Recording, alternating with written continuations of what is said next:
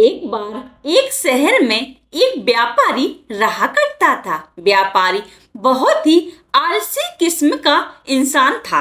उसके पास उसके दादा परदादा की कमाई हुई दौलत उसको विरासत में मिली थी, जिसके कारण वही व्यापारी कोई काम धंधा नहीं किया करता था। उन्हीं पैसे से अय्याशी किया करता था और अपने सारे मजे किया करता था। व्यापारी का एक बेटा था जो व्यापारी की तरह बहुत आलसी और मक्कार था।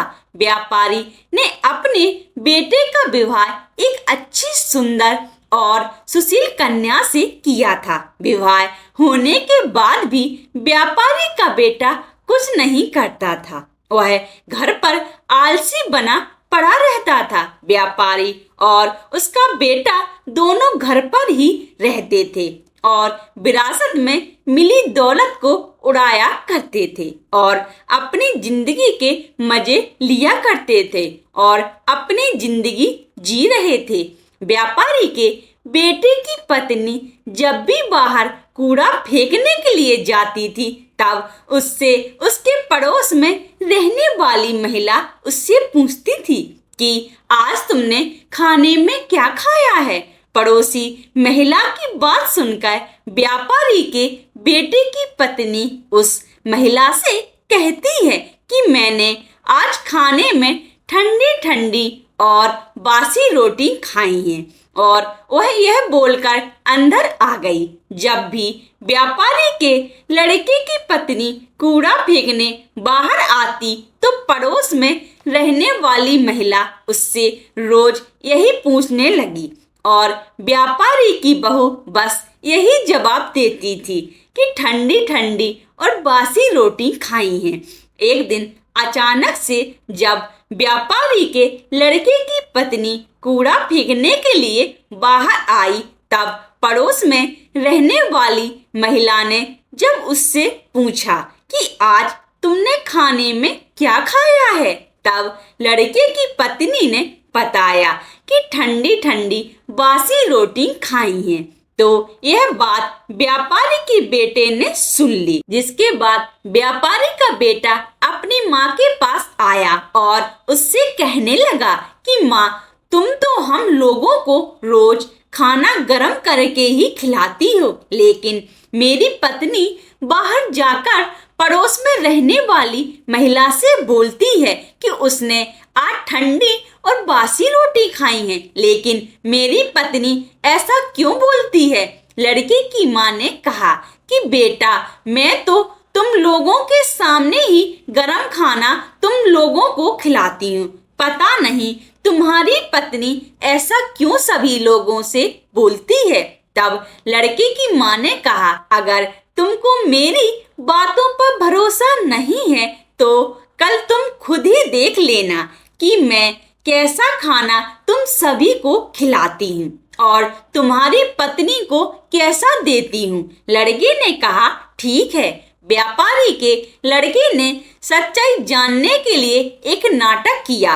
व्यापारी के बेटे ने अपनी तबीयत खराब होने का नाटक करने लगा। वह पलंग में जाकर चादर ओढ़कर लेट गया और चादर में से चुप कर सब कुछ देखने लगा।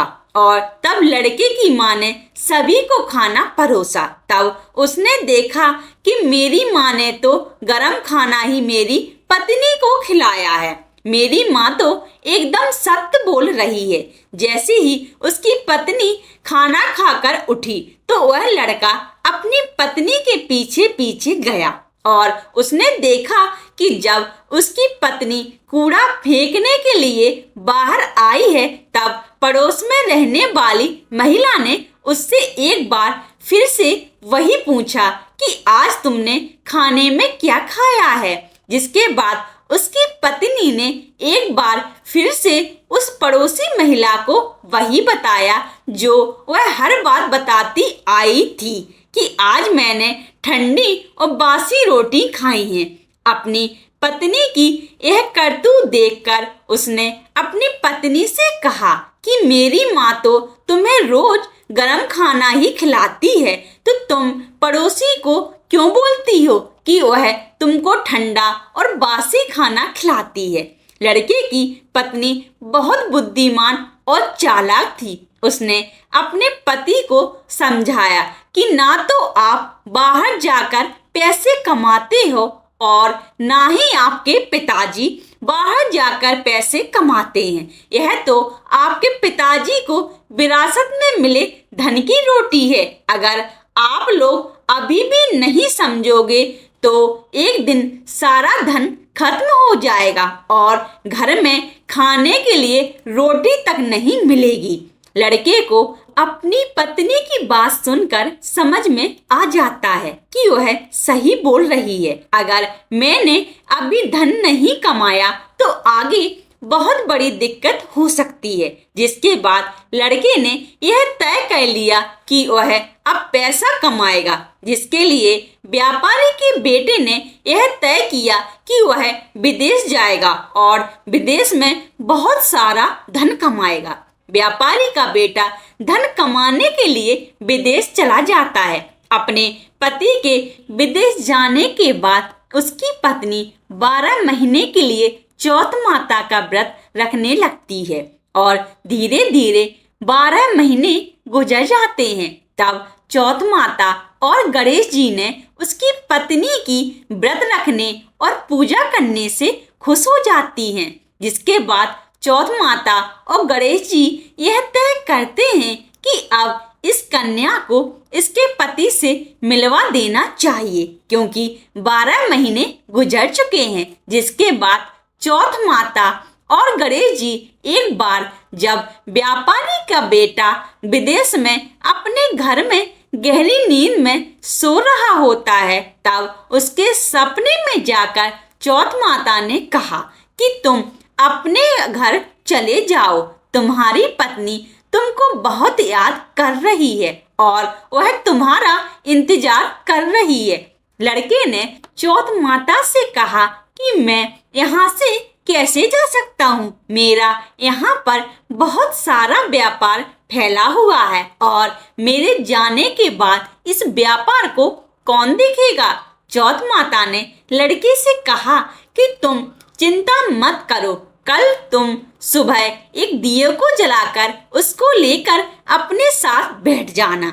जिन जिन लोगों को तुमको पैसा देना है वह तुमको पैसे दे जाएंगे और जिन जिन लोगों को तुमसे पैसा लेना है वह तुमसे पैसा ले जाएंगे और इस प्रकार से तुम्हारा सारा व्यापार एक ही दिन में सिमट जाएगा। व्यापारी के लड़के ने चौथ माता की बात मानकर अगले दिन वैसा ही किया जैसा चौथ माता ने उससे करने के लिए कहा था। उसने अपने हाथ में सूरज दीपक जलाकर बैठ गया। जिसके बाद व्यापारी आए उसको पैसा दे गए और जिसको उससे पैसा लेना था वह उससे पैसा ले गए और व्यापारी के लड़के का व्यापार एक ही दिन में सिमट गया। जिसके बाद व्यापारी का बेटा अपने घर जाने के लिए निकल पड़ा। थोड़ी दूर चलने के बाद जब व्यापारी का बेटा आधे रास्ते पहुंच गया था तब उसको रास्ते में एक सांप दिखाई दिया। वह सांप एक जगह जल रही अग्नि के पास जा रहा था, जिसको देखकर व्यापारी के बेटे ने सांप को अग्नि के पास जाने से रोक दिया। व्यापारी के बेटे के ऐसा करने के बाद वह सांप बहुत क्रोधित हो गया। वह कोई और नहीं बल्कि नागराज थे। तभी नागराज ने उस लड़के से कहा कि तुमने यह क्या किया? मैं नाग योनि से छुटकारा पाने के लिए जा रहा था, लेकिन तुमने ऐसा होने नहीं दिया। अब मैं तुमको जान से मार दूंगा। जिसके बाद व्यापारी के बेटे ने कहा कि मैं पिछले 1 साल से विदेश में हूँ। मेरी पत्नी मुझे बहुत याद कर रही है और मैं 1 साल बाद अपने घर जा रहा हूँ। आप अभी मुझे छोड़ दीजिए, मैं अपनी पत्नी से एक बार मिल लूं, तब कल आप मेरे घर आकर मुझे मार दीजिएगा। जिसके बाद नागराज ने व्यापारी के बेटे को जाने दिया और थोड़ी ही देर में अपने घर पहुंच गया। लेकिन व्यापारी का बेटा बहुत डरा हुआ था। तभी उसकी पत्नी ने पूछा कि आप इतने भयभीत क्यों हैं? तब उसने अपनी पत्नी को बताया कि मेरे साथ रास्ते में यह दुर्घटना घटी थी कि एक नागराज अपनी नाग योनि से मुक्त होने जा रहे थे, लेकिन मैंने उनको जाने से रोक दिया, जिससे वह बहुत क्रोधित हो गए हैं और उन्होंने मुझे मारने का वचन लिया है।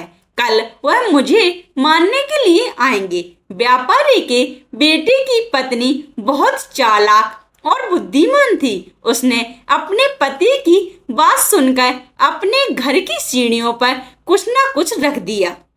उसकी पत्नी पहली सीढ़ी पर दूध रख दिया, दूसरी सीढ़ी पर बालू बिखेर दी और तीसरी सीढ़ी पर फूल बिखेर दिए। चौथी सीढ़ी पर सुगंधित इत्र डाल दिया और पांचवी सीढ़ी पर बहुत स्वादिष्ट मिठाइयां रख दी और जाकर पलंग पर अपनी चोटी लटका कर लेट गई और अपने दरवाजे को खुला छोड़ दिया।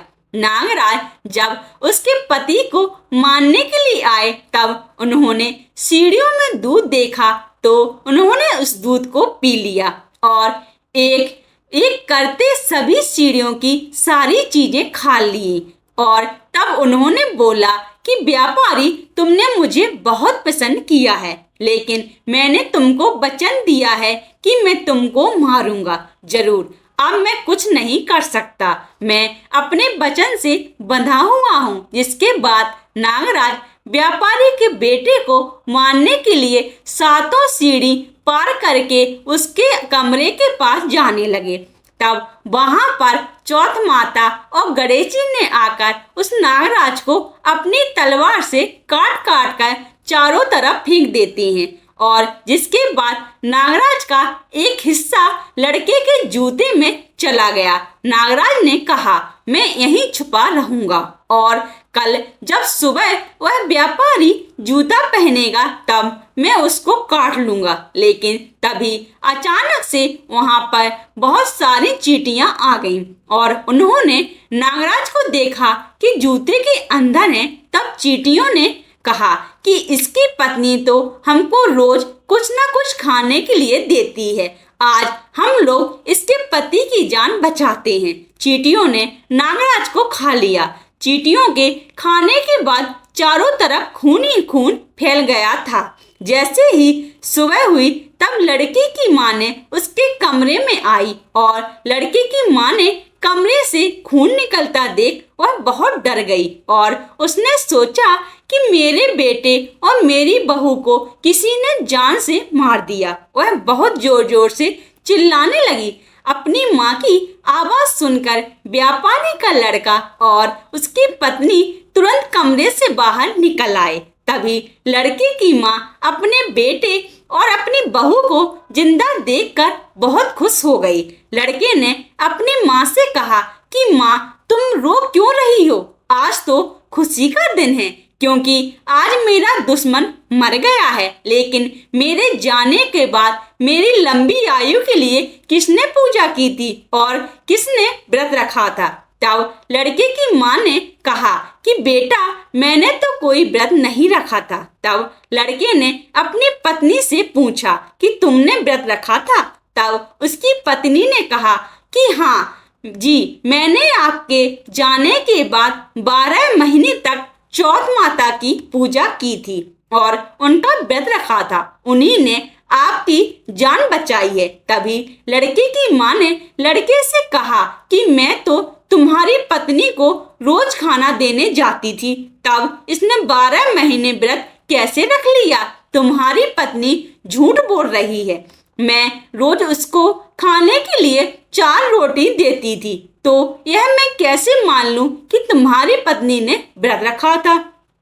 तब लड़के की पत्नी ने बताया कि माँ जी, मैं 1 रोटी गाय माता को खिलाती थी और 1 रोटी जमीन में गाड़ देती थी और 1 रोटी मेहत रानी को देती थी और बची हुई 1 रोटी रात में चंद्रमा को अर्घ देकर खाती थी।